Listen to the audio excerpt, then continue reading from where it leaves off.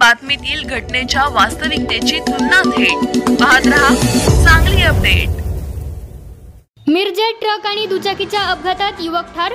वंटमुरे corner येथील घटना, खड्ड्याने घेतला एकाचा बळी। मिरजेतील वंटमुरे कॉर्नर येथे ट्रक आणि दुचाकीचा अपघात झाला। या अपघातात एक युवक जागीच ठार झाला। विशाल कारे वय वर्ष 26 असे मयत झालेल्या युवकाचे नाव आहे।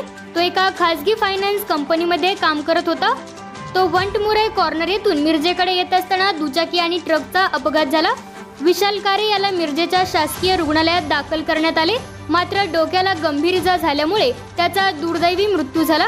महात्मा गांधी पोलीस ठाण्याचे पोलीस घटनास्थळी दाखल झाले आहे। मयत विशाल कारे याच्या पश्चात आई वडील 2 बहिणी असा परिवार आहे। तो सांगलीतील लवली सर्कल जवळ राहत होता। दरम्यान प्रत्यक्षदर्शींच्या माहितीनुसार खड्ड्यात चुकवताना हा अपघात होऊन खड्ड्यांमुळे विशालचा दुर्दैवी बळी गेला आहे। मिरजेत अनेक रस्त्यांवर मोठ्या प्रमाणात खड्डे पडले असून वारंवार अपघात होत आहेत।